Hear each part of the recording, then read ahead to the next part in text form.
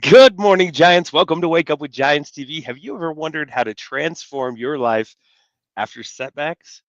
Well, guess what? This show is going to be really neat. Get ready to wake up the Giants. Boom.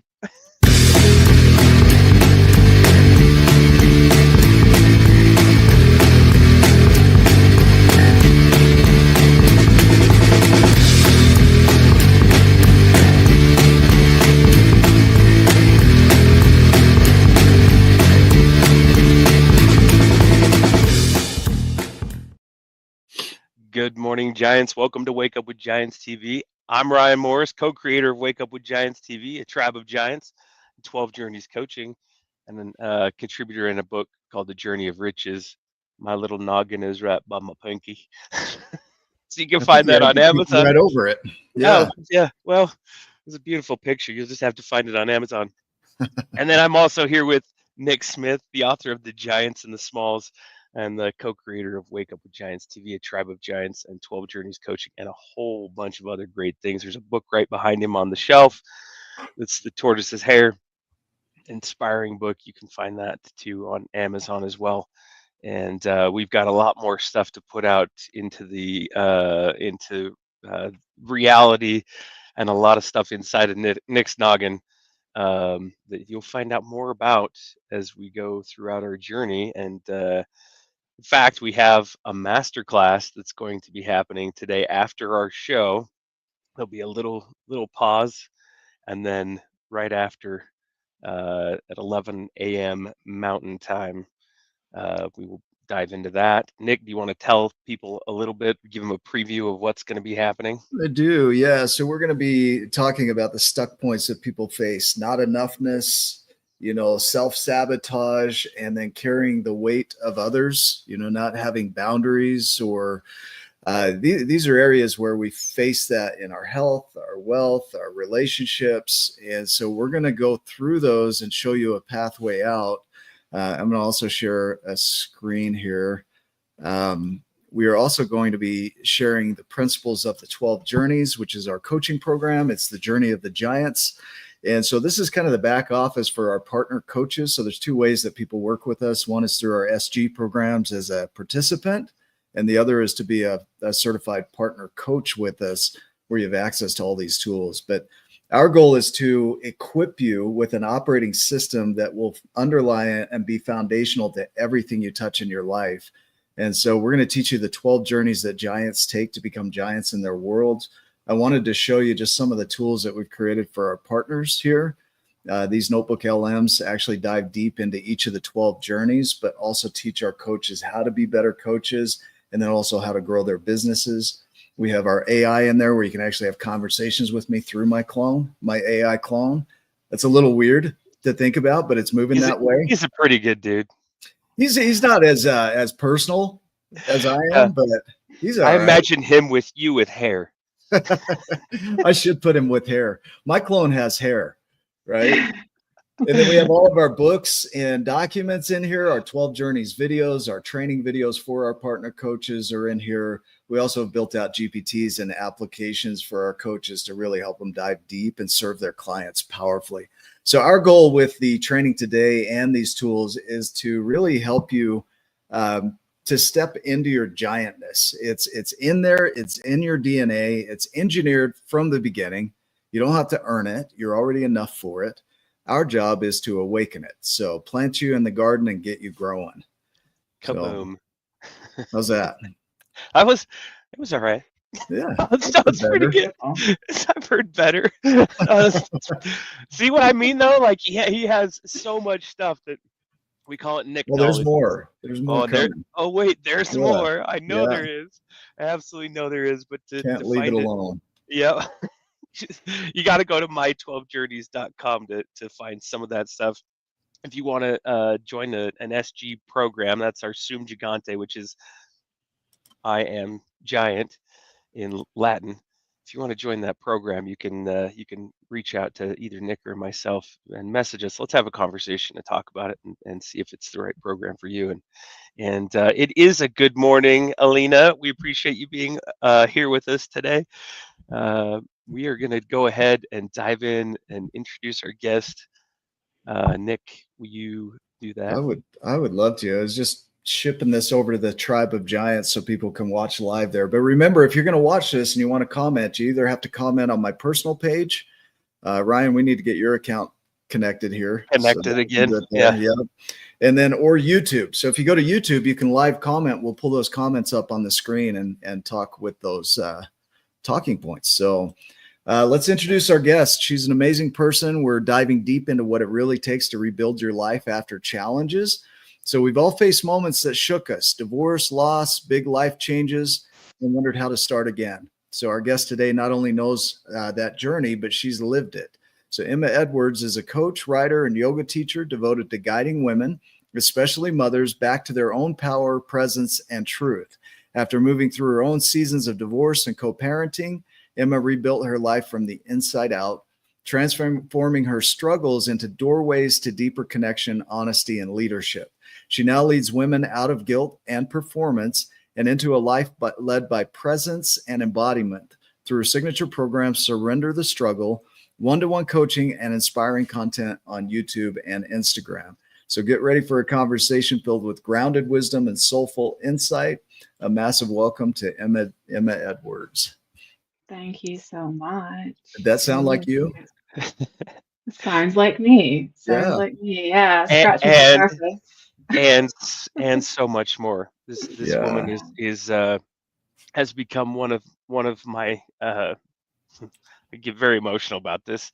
She's Mm, become one of my best friends in life, and a place where if you want to find somebody that is safe, that will hold you, that will guide you, that will uh, she could yell at you if you needed to be yelled at, but she could she could also put you in your place. She could help you see the stuck points. She can help you see your giantness. And her and I have developed a great friendship, and so grateful for her being on the show today. It's awesome. Thank you for having me. And Yep. it's Let's a real let's go blessing to be deep. here. Let's Yeah, do let's it. dive into your world. So I think one of the things in the title we talked about briefly before, so we'll just use that as a start point, is Yeah. the idea of setbacks. And I'll preface this with the conditioning that we get from our world of who we're supposed to be, how we're supposed to show up, all these shoulds. And one of the things I'll talk about today in the masterclass is the idea of should. And if you look at the etymology of that word, it comes from the word, from the idea of owing a debt, right? And Mm, so we come into this world with all these shoulds. They're programmed into us. Even the idea of a setback is an ideal that we've created a construct to measure ourselves against, right? And so the suffering that we feel is between who we are, our reality, and who we think we should be, or what we'd like to idealize into the world. As a start point, what do you think about that word setback? yeah, it shouldn't be this way, right? A setback in my life should not be this, and Mm, therefore I'm going to be pushing against it and I'm going to be fighting against it. And actually, I've got to a point now through much deep inquiry and through living through the challenges and coming into the transformation post and the reflection where actually, and this is very aligned with what you guys are being in the world, is like actually we get to do that in real time mm, because there isn't such thing as a setback. My life is happening for me so I can learn who I am as I meet it. And as Ryan said, when we're embodying love, love is not passive. So love can be a very strong presence where I'm saying something with a force and a love behind it that might not be met and received as that. yeah. And yet, or it can be soft and supportive. So the setback is like, yeah, it should not be this way, and then we're shooting all over ourselves. And Yeah. That was a great comment. I mean, we do it all the time. And so, I do want to hit the growth journeys here, or the root journeys initially, and then we'll dive into the growth journeys, because it's moving from those setbacks and those experiences into something new. And we all have an opportunity for that. We're all at different levels. You know, we named our company Mandelbrot after Benoit Mandelbrot, the mathematician. And he created an equation that when added into itself creates self-similar patterns that expand out. And he created what's called the fractal set. And so if you look at nature, we see that same pattern in circulation systems and river systems and cracks in the concrete. We see it in our organizational structure. It really seems to be the structure of life that we fractal out. And everybody's at different levels. So the idea of giantness is really relative to the person. It's where they want to go and wherever they think that should be for them, you know, eliminating the word should. So, but a lot of us get stuck in the experiences and we get stuck in our roots. And so we look at a lot of times the non-conscious patterns that are there, our programming, our life experiences, the lessons we taught ourselves over those life experiences, the capacity of the brain to be able to store just about anything you can imagine. The internet twice is what you could store in one human brain. So the capacity is unreal. And many of us are not stuck in a broken computer, so to speak. We're stuck in a pattern that's not serving us, a program. Can you speak to the idea of that programming, of how maybe traumas or experiences can influence who we think we are, and then how that bleeds out into everything we touch? Yeah, absolutely. It's interesting you mentioned programming. You can see this Yeah. chakra blanket behind me, which just talks about like energetic loops that we can get stuck into. And these are basically our programs. These are the things that make sense and that are actually, in many ways, the easiest thing for us to act into. It takes effort for us to shift into a different destiny, right? Yes. Yeah. So we move from an identity that makes sense to us. We move from this idea of needing to protect ourselves almost, right? Um, and the programming comes from a misunderstanding, as far as I kind of frame it. It's like this misunderstanding that um, I have something to prove, I have something to get from Mm. life. And so this person is threatening this getting, or this person is threatening this identity that I have formed Yeah. Yeah. based from fear, right? This fear-based identity that I'm separate, I'm alone, I need to protect myself. Yeah. And in order to shift that, it takes a willingness to pause and to be able to feel that Mm. that disconnection, that pain. It's painful to feel like you're alone in the world. But Yeah. to be with that, and then to, through effort, it takes energy, get uncomfortable with being uncomfortable, right? But then finding the comfort and the peace. You guys call it like your giantness. For me, it's like this foundation of peace that is Mm. at the seed level of all of us. There's nothing to do to get to that. When I'm fully present with who I am right now, then I can feel whatever it is I'm feeling. Mm. It doesn't matter what I'm feeling. I can have a peaceful experience within the frustration, within the fear, within the pain, even, and then choose to fractal out from a point of connection and a point of love as opposed to from fear. Yeah, so I'm going to hit on a few things that you shared there. Okay. Okay, one is the idea of automation. That we use the term laziness, right? We just don't want to do it. We don't want to put the energy or effort into it because it's costly, energetically Mhm. costly. Costly. The brain consumes about 20% of the glucose in the body at a resting state, and so it prefers automation. And so that's what we call laziness. Is the brain prefers that because it's energetically efficient.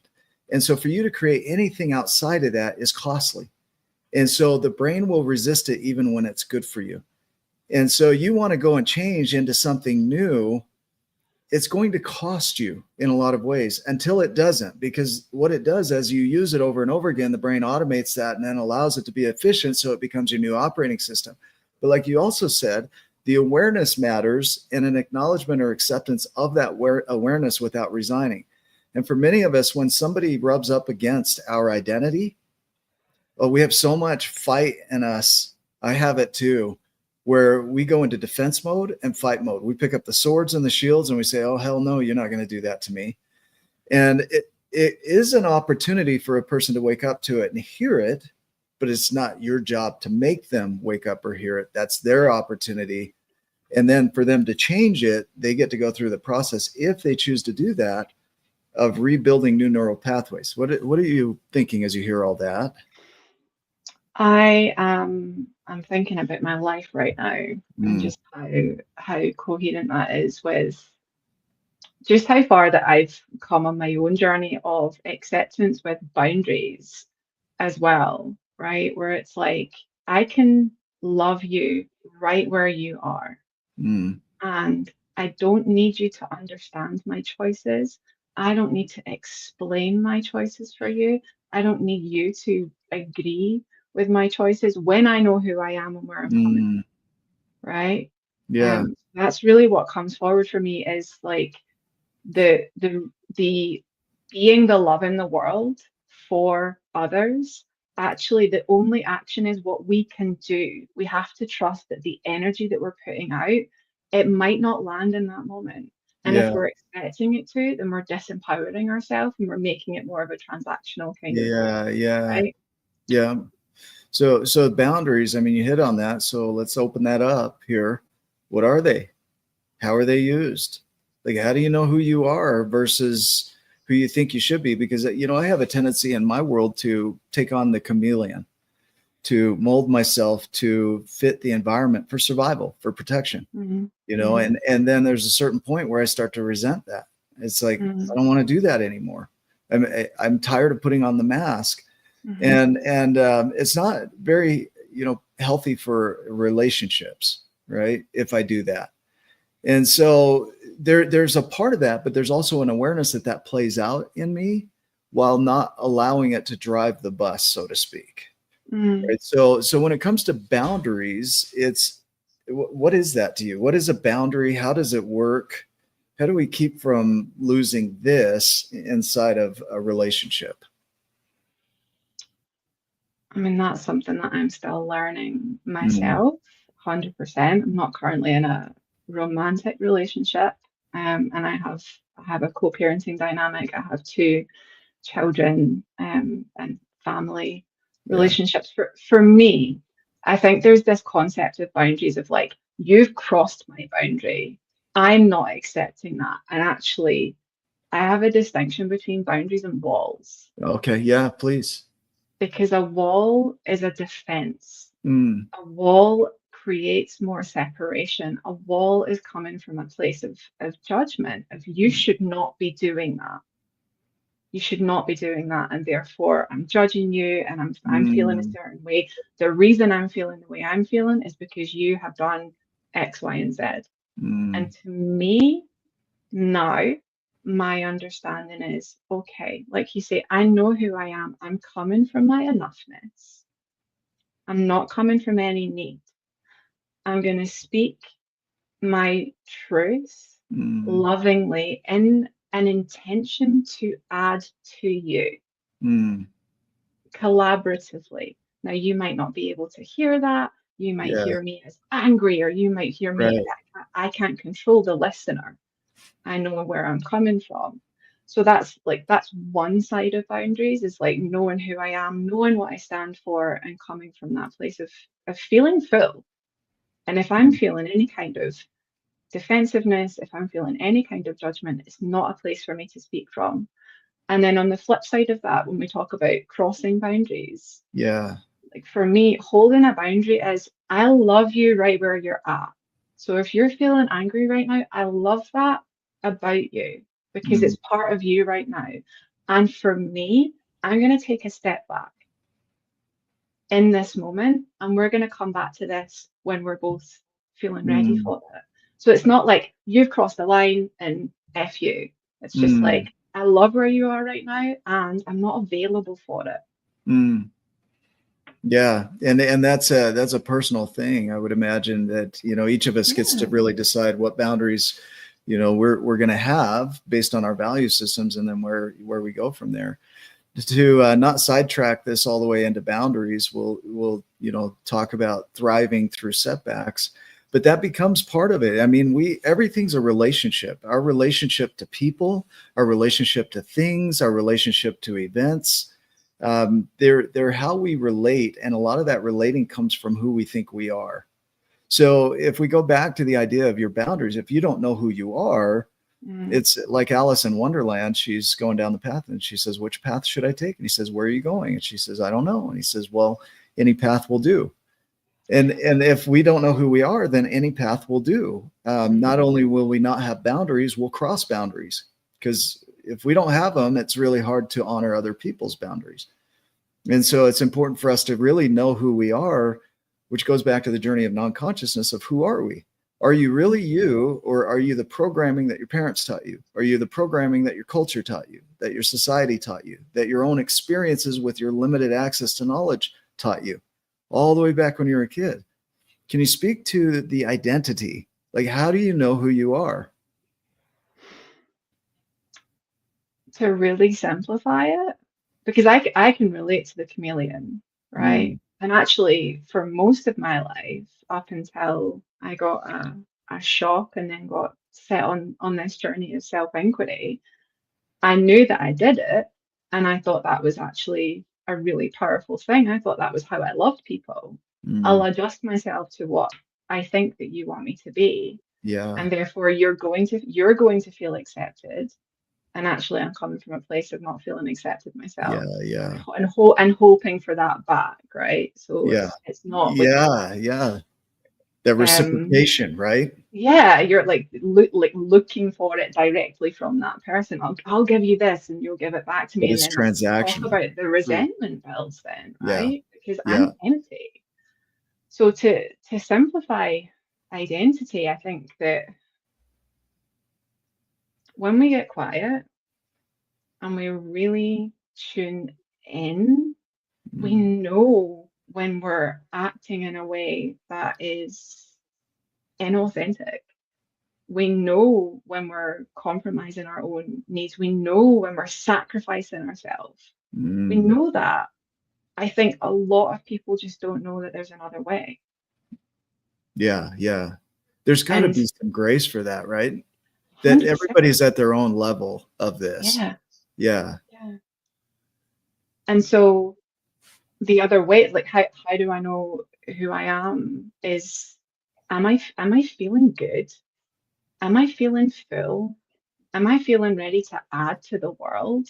Or am I adding hoping to get something back? Yeah. Wow. Different place to come from, right? Right. Is it an invitation or an obligation? Right. Yeah. Is it, here's some possibility for you. You choose whether you want to do anything or not. This is a lesson I've been learning, recently, is that there was a lot of reciprocation wanted. There was a lot of understanding wanted, a lot of responsibility wanted. I want people to operate at a level I would want to operate at, which is so unfair, right? Because everybody's at their own level. If I'm making them have to be responsible because I choose to be responsible, they still have a say in what they want to do. Reciprocation, if I'm doing it so that I'll get something back, that's not reciprocation, that's transaction.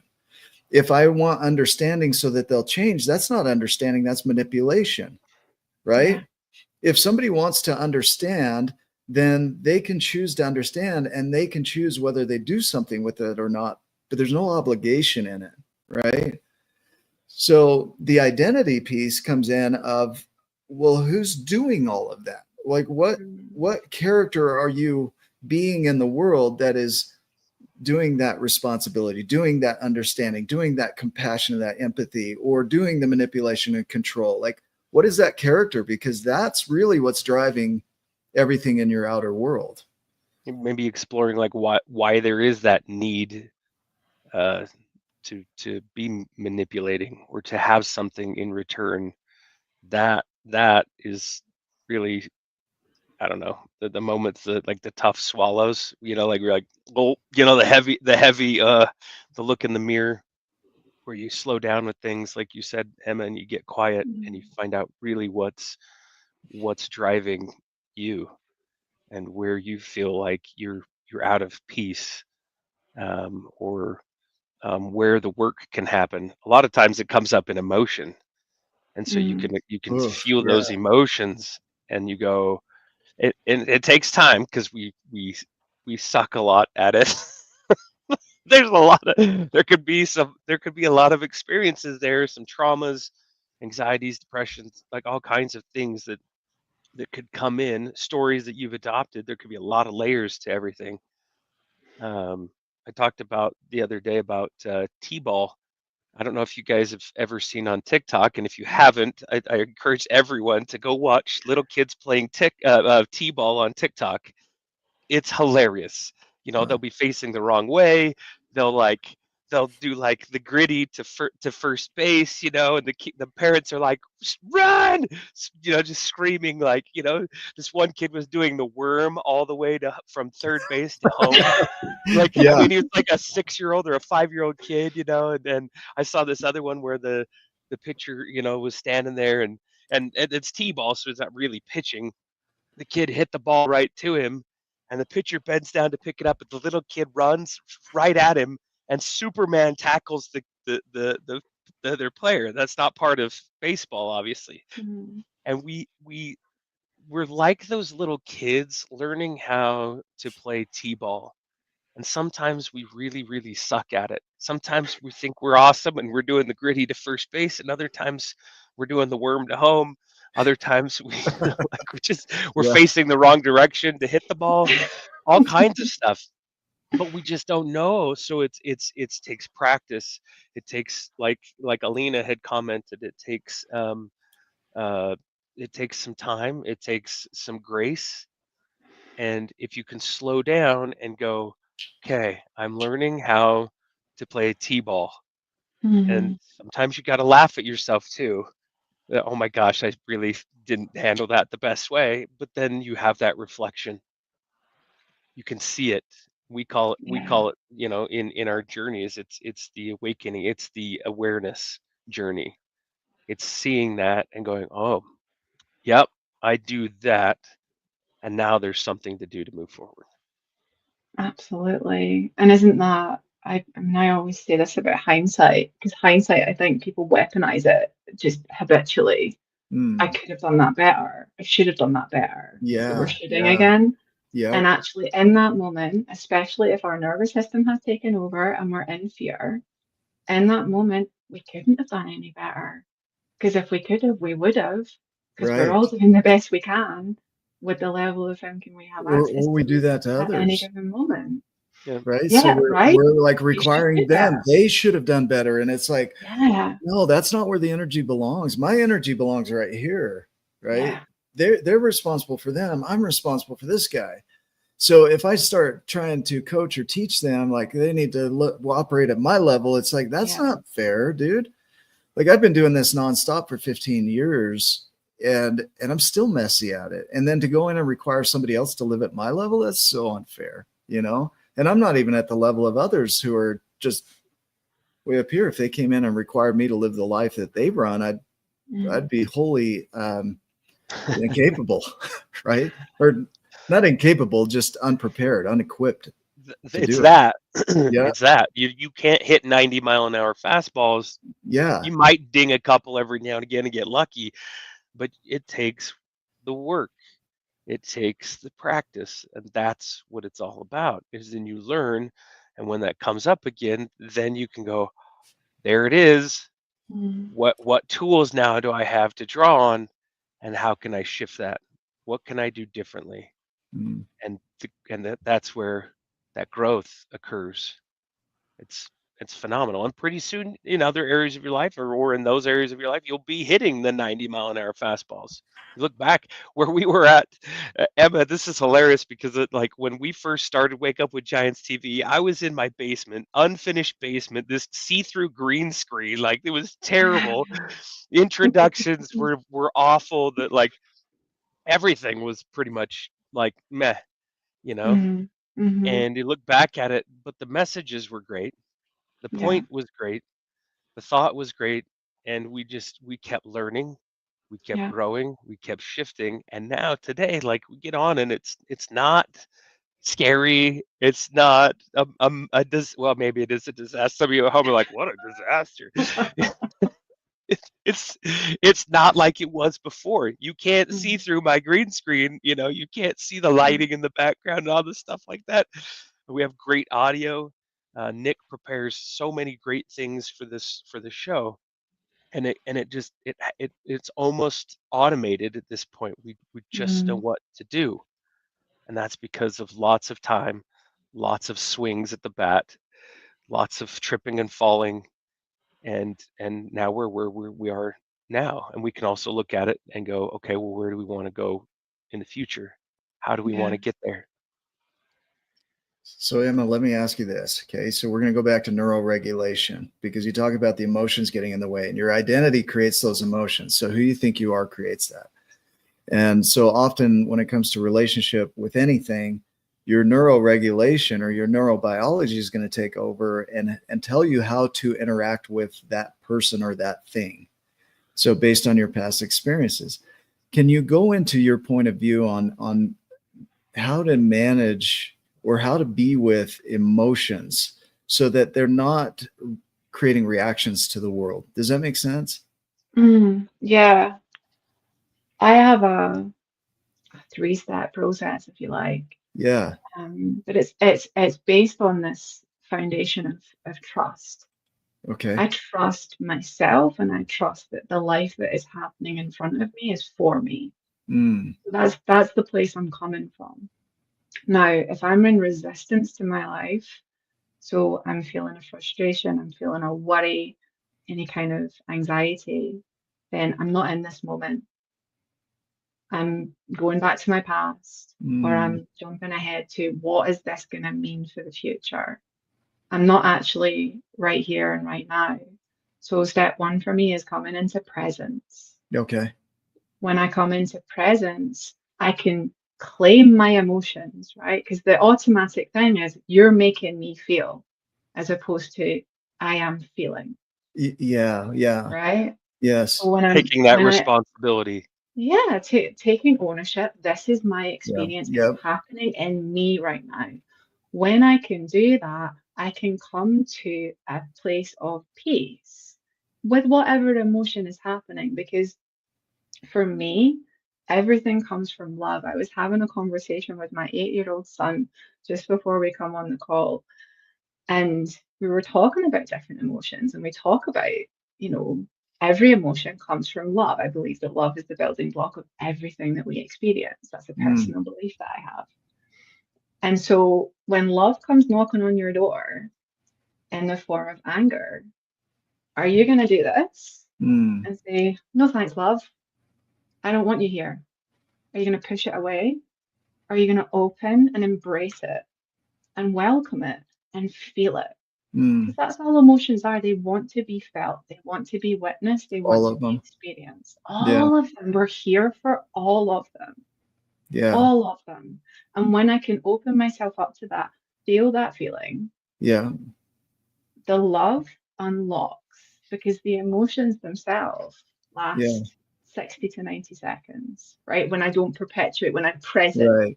when I'm not in the past and I'm not in the future, I'm present to it, I'm open to it, not pushing against it. And from there, so I call it presence, peace, and then I can act from my power. I'm not acting from my pain, I'm acting from my Mm. power. I know the next action to take. Yeah. Can I have you expound on something? So presence, we're going to go through that one first. Okay. So in research, they found that most people are not fully present. They're in what's called the remembered presence. So they bring their entire past experience to the present moment, and then they Yeah. reflect and act from that. And so all of your hurts, all of your traumas come to the present moment. And so we look at the event not from full presence, but from the remembered presence. Can you expound on that a little bit? How do you distinguish and make sure that you're fully present and not remembered present? Well, I would ask you what the difference is if I'm being present with it right now. Yeah. Okay. Right? If I'm in presence, it might be a remembered presence. Okay. But Okay. if I'm fully present with it, I'm owning it in my body because the Including remembered that. present, including all of Okay. that, Okay. Inclusive. including Yeah. all of that. I like that. Okay. Right? Yeah. Because, yeah, okay, I could be having a conversation with my ex-husband and I'm remembering all of the things. And Yeah. Yeah. then I'm like, oh, look at me remembering all of the things. And it's actually causing me to be stressed out and it's causing me Yeah. to not bring my best self into this conversation. Ah. And So, then it all just melts away and we can come back into collaboration. okay. So in the journeys that for us, that's non-consciousness, awareness, and grief, all those emotions, all the awareness of the thoughts and the emotions, bringing those into the present. And then you talk about peace, okay, as a second step. And for us, the Mm. journey of acceptance is that peace. It's acknowledging what is and what was and what has been, even the emotions, sensations, all of it. It's acknowledging it. I mean, it's your honesty, it's your truth. It's this is what I'm experiencing. And so to create peace with it, this is a beautiful thing because that's really what we want is peace, right? We want to feel love, we want to be at peace. So when you're in that peace, it's that I'm not in resistance to what is. I'm in acceptance and acknowledgement of what is. Can you go into that a little bit? Yeah, I, just to be sort of pedantic on the language, I don't need to create peace. Okay. Yeah, I don't please. need to create peace because Okay. peace is the foundation of me, right? It Like that's just the is. baseline. Yeah. Peace is Okay. just there. It's available. Okay. I come through a yoga background and we would call that santosha, which is contentment. So Mm, contentment as our baseline is again, it's contentment with I'm feeling pissed off right now. yeah. Okay. I'm content within that pissed offness. I'm going to hold it lightly. I'm going to see that actually I'm bringing my past into my present. I'll be present with that right now. And it becomes, for me, it's become very simplified. The challenges that I am facing right now in my Mm, life are quite significant in a lot of ways. mm, And I practice this moment by moment through the day. I really do. And it's like, okay, I'm remembering this, or I'm judging this, or I'm pushing against that. Oh, look, I'm doing that thing again. It's like what right. Ryan's pointing to, right? This compassion and this grace that we get to have in the presence because we're just doing what we do. And these habitual, these unconscious patterns, they're coming forward. Now, I believe they're coming forward for us to be able to add love to them. They come forward in the form of our relationships, Yeah. only always because Yeah. Yeah. everything's a mirror. It's a mirror for me to be able to know myself more and love myself more. And sometimes that mirror reflection is like, I just want to break the mirror. It's like, no, I don't want to see that in me. It's like Yeah, there's some frustration in seeing ourselves because it's so easy. Byron Katie says, as long as you think the problem is out there, there's no hope. You're forever the yeah, victim, suffering in paradise. And so if we think our mirror is the problem, so in a relationship, we think that relationship is the problem, or our job, we think that job is the problem, then we keep putting it external of ourselves, whereas that mirror is just trying to help us see how we're showing up, right? And the mirror doesn't necessarily need to be consciously trying to get you because that becomes transactional, yeah, yeah. right? Yeah, go ahead and continue your thought there. Unless I just totally destroyed There's it. such no there's such a powerful there's this shift that we can have Yeah, when we're seeing the mirror, right? We're seeing the yes. mirror, and most of the time the habitual question is why is this happening? And I Mm, think even if we've been on the transformation journey for a while, we'll still look at the why. Like, okay, what's going on in me? Why yeah, is this happening? What do I need to fix in me? That's one that was very prominent for me even 12 months ago, right? yeah. Like, why is this happening? What's like, gotta love something more quick, like go in and still accidentally seeing that something's broken, something's wrong, something requires Mm, fixing. So the question is never, why is this happening? It's never that. The mm, question for me is, what is this showing me? that's, Yeah. And then being able to be quiet and wait for the answer mm, because the answer's there. We might not get it straight away, right? But what is this showing me mm. is How do so you much get more how do you get empowering. to that quiet place sometimes? And for a lot of people, maybe there's a fear of really seeing the truth. and really owning that responsibility, or that radical, responsibility, that look in the mirror type. Mm, It could feel, not that it is, it could just feel like it is not the good kind of giant. It's the scary kind of giant. It's the dragon. Uh, the big scary beast that yeah. they're not really ready to face. How do you get to that spot where you can really do that? I think that having having that compassion, because for me, when you speak that, that to me would be somebody who is still in shame about actions that they have performed, or still in pain about things that other people have done. And we think that taking responsibility means taking the blame, Ooh, that's big. right? Yeah, that Yeah. was huge. Say that one more time. You feel We like? think that taking responsibility means taking the blame because it shouldn't have gone that way. Yeah. Or I went against my character, Yeah, right? And so if I shame myself and take the blame for that, then here's the thing, that actually blocks growth, yeah, because now you don't have to face it. Because if you're shameful, who are you to correct anything? If you're no good, you don't have to do anything because you're no good, right? yeah, So yeah. yeah, When we can when we can open to the possibility of really feeling the feeling, because I think as well, like as somebody, I suffered from clinical depression, and despair is still one that comes up for me, yeah, yep. right? And now I meet it with a level of peacefulness. And there's like this chuckle behind it as I say that, because it's probably sounds quite bizarre to people. Like, how can you enjoy feeling despair? Well, I Mm, can enjoy feeling despair because it's part of my experience right now, and I choose to love all of my experience right now.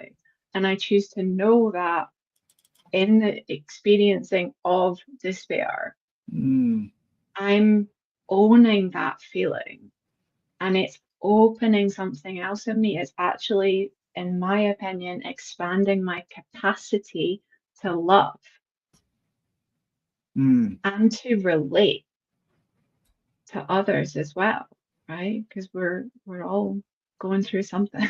Yeah. Well, and a lot of the words tie into that. Compassion is a willingness to suffer with others, and to relate is to be able to understand their experience. Doesn't mean you agree with it, but at least you can understand to it or relate to it. Or a thing, if you had a job loss, it could be relating to other people who've maybe been through a job loss, or relating even to yourself of what it might be like to go through that experience, right? So to Yeah. have a gentleness around the experience. I think like being willing to, I think it was John Patrick Morgan that I heard this from in one of his trainings, but he said, keep the pain, lose the suffering. So being Yeah, willing to experience the pain, because we think the pain's going to take us under. We think the pain's going to take us out. It feels like too much. It's unbearable. So we push against it. And that is the thing that creates the suffering, yeah, wow, wow. right? So moving into the empowered action, this would be our growth journeys. So I'll hit on some points and I'll turn it over here. In the growth journeys, part of it is empowerment, learning tools to get your power back, right? So feeling the feelings, the sensations, uh, challenging the thoughts, the things you learn in DBT, CBT, etc.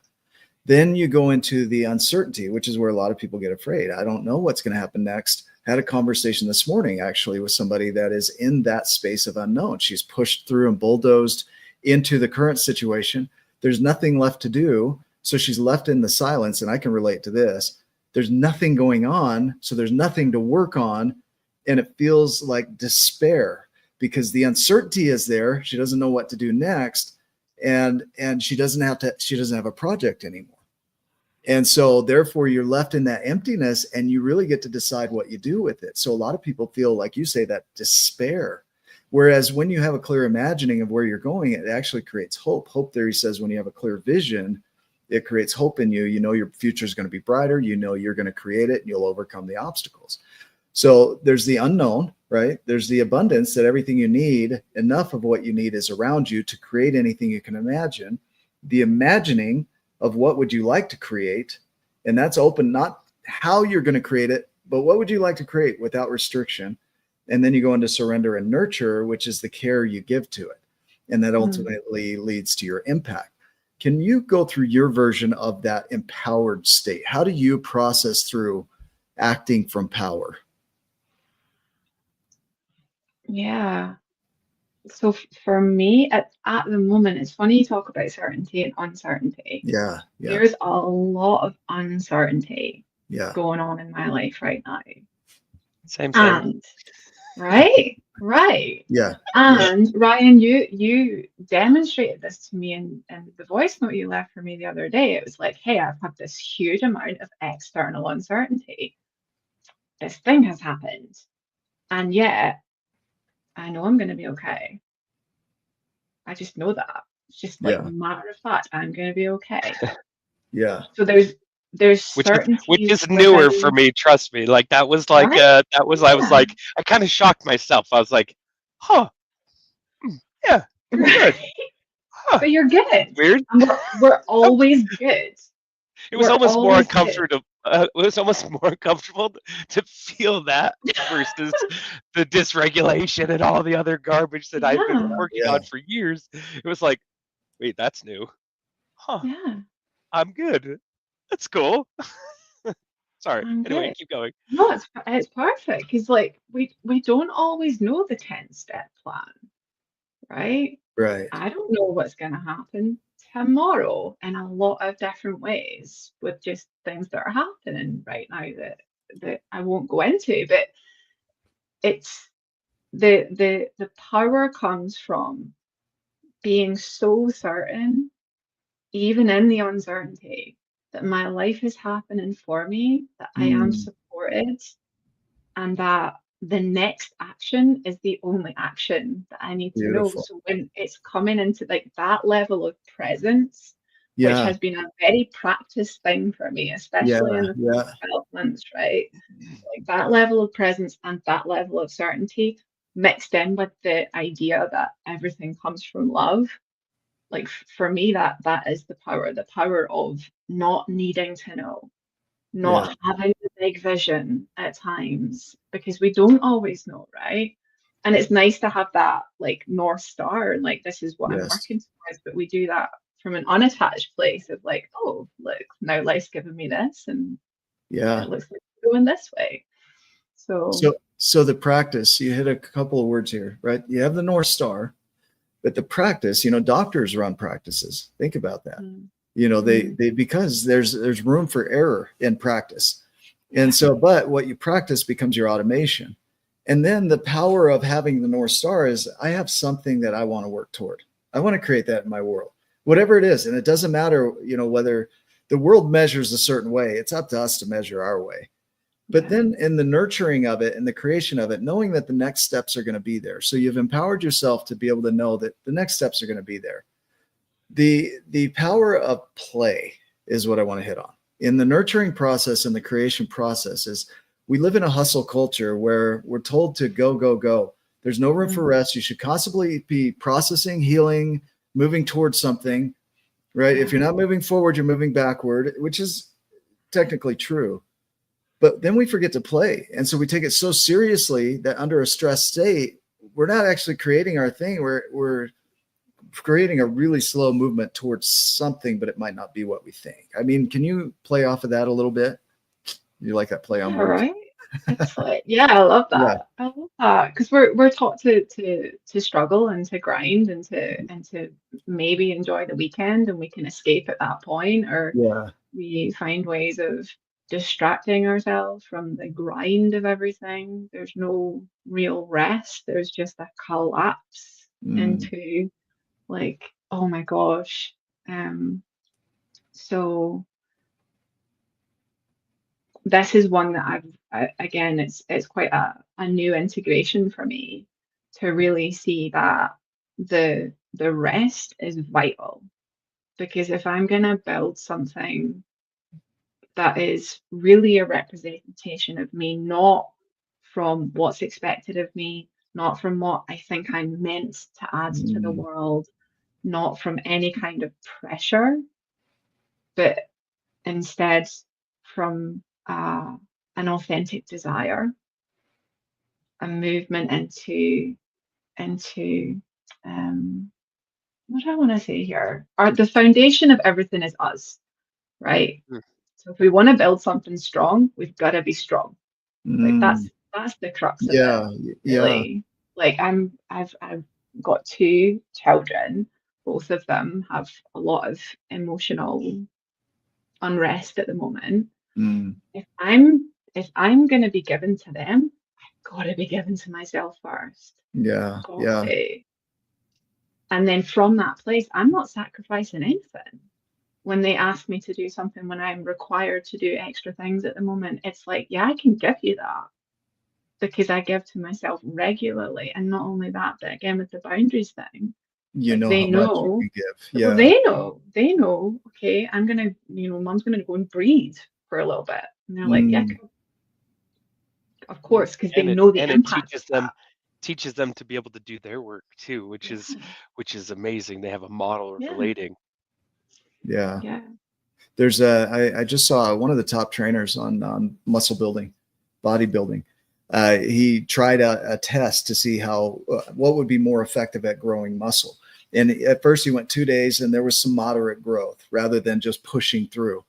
And so there was moderate growth. So he decided to push it out to 4 days and there was even more growth. And he pushed it out to 7 days of rest between the exercise and there was the most growth. And so it's that the rest is essential in our growth. And if we're constantly pushing, what it does is it damages things. So it damages us. If we're constantly healing, processing, transforming, creating, we're trying to control it is what we're doing. And Yeah, we're working from a stressed state. And we know from a stressed state, you don't have your full prefrontal cortex. You're not operating at full capacity. yeah. Does that lend anything to you? Does that trigger anything for Oh, you? absolutely. I'm thinking about, because I teach a physical yoga practice as well. Yeah. And Shavasana is the most important part of the practice. We Mm, do a lot of doing. Like my classes, I have a very active like style for one of them where we're like, we work hard. You work your body hard and you have 10 minutes of rest at the my end, favorite part of yoga is that shavasana. right? Yeah. But you've got to integrate That's all what of I that practice all the power, time, just that. That's what I do. Yeah. 7 days a week. right? But to Yeah. be able to integrate with everything, because if I'm only healing and I'm like healing, healing, healing, healing, healing, I'm not integrating with Yeah. any of the stuff that I've done. I'm not actually letting that really work its way into Mm, my body, embodying it, into right? my nervous system, Yeah. and letting myself know that like actually I can feel this because we Yeah. can heal our way out of our feelings. We can Yes. use our healings as a way of like deflecting and rejecting feelings, can't Yes. we? It's a distract. It becomes a distraction. It becomes an addiction as much as anything.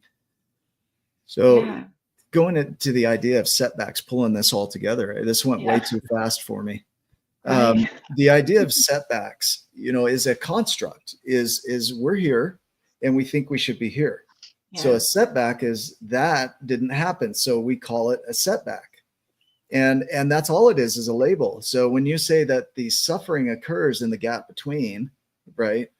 That we Mm, don't have to create suffering. We can be at peace and detach from use attached non-attachment for our goals and visions and dreams. But a setback is just an imagining. I mean, you're essentially labeling it as something went wrong, and that might not be true. Is that accurate?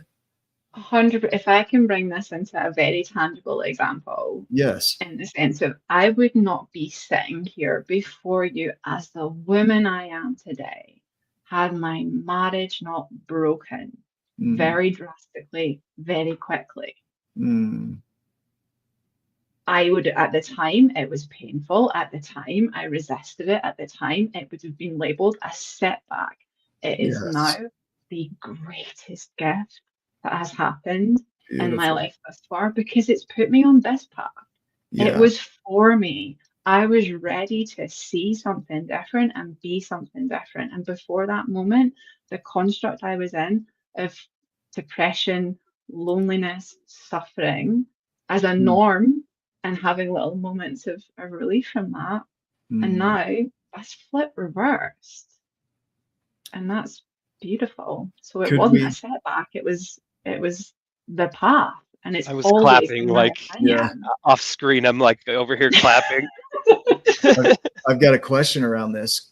Could it be that we think we have to create sabotage in order Yeah. to be in a state of growth because we're addicted to the growth? So we create that situation so that we can create a setback, right? Or a situation because we need that growth, right? And so could that become a challenge where you're actually, there's nothing wrong in your world, but you sabotage it because you are in that pattern? Does that make sense of needing It that other it side? does make sense. It does Yep. make sense. And here's like I've just recently been leaning into a philosophy, a practice called Kabbalah, which you've probably heard of, and it's just quite Yes. a recent thing for me. And they talk about different vessels, right? So like there's a circular vessel, and please forgive me if this is Sure. very new for me, but Yeah. it Yeah. just makes sense. I heard it the other day and it's exciting, and I think it's going to be really valuable to share. So we have these circular vessels where it's like everything's in flow and it's all going perfect. And Mm. we love being in those circular vessels. We love it when everything's going right and there's no Mm. resistance. Mm. In Kabbalah, they talk about light, right? And we want to be receiving and giving of light. And there's no light generation in these circular vessels. So when we're in flow, Mm. essentially there is no growth. Wow. And Yeah. so then we come into a linear vessel where there's some Tons of growth. challenges Yeah. Yeah. come Yeah. up. There's like, oh look, here's this thing that I have not yet transformed. We don't Mm. need to look for that stuff.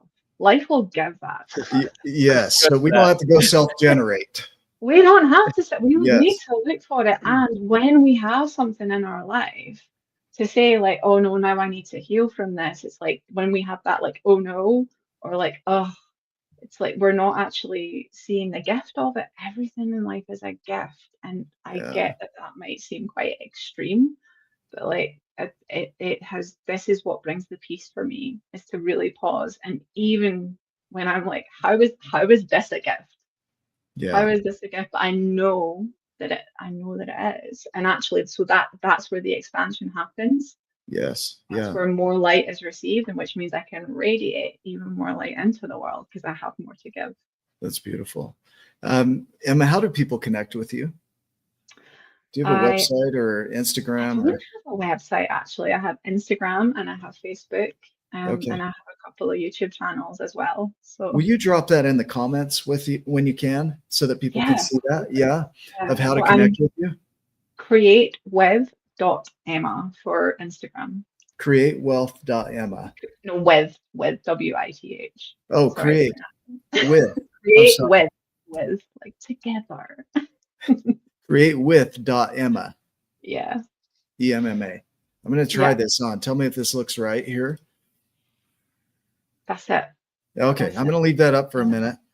So this went super fast, and I yeah. do have to prepare for the next course here, but I want to just really just hit on, is there anything in you that as a nudge you feel like needs to be shared that we didn't cover in this conversation with the viewer? Covered so much, didn't we? We've Yeah. we've really gone in a lot of spaces. Do you know, I think that it's been very rich, and we have covered how to really embrace and open to all of life. And the Yeah. minute we can really drop those defenses and not push away the gift of this moment, then that's when the transformation happens in real time. It's not after anything. It's right here, It's right now. That's during. where all the power is. Yeah, I love that. Ryan, what additional thoughts do you have as you've listened through? I had known who Emma was before Birmingham, but I got to meet her there in Yeah. person, and to briefly experience just a tiny, tiny sliver of who she was. And afterwards, we both had a nudge to connect, and that connection has shifted more than she will ever know in my world. Um, she's been able to. I gave her full permission to be able to speak freely and be able to talk and to be able to see what she sees in me, and be able to share. Um, and it is absolutely um, it's absolutely shifted my view. She is a giant in my world. She has put me on her shoulder more times than I can count, and shown me a different perspective. Usually, it's a softer view, and there's sometimes there can be a little bit of sting to it, but that's only because of me and taking it a certain way. Which it's sometimes that's exactly what's needed, is holding up the mirror and you don't Yeah. want to look at it. That's the sting sometimes, right? It's not in her words, because they're the things that she does and the things that she says are perfect in that moment and exactly what's needed. If you have an opportunity to create something like that, create with Emma, Yeah. you go do it. Don't wait. Go do it. Go have a conversation, because you will find a powerful giant, an incredible human being, one of the best friends that a person could ever ask for, um, and a coach that is absolutely powerful and will help you transform in your world.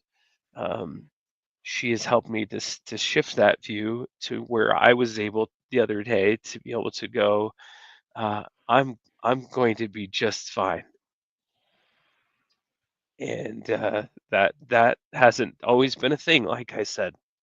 Um, and a year and a little bit ago, that wasn't a thing. I didn't feel fine at all.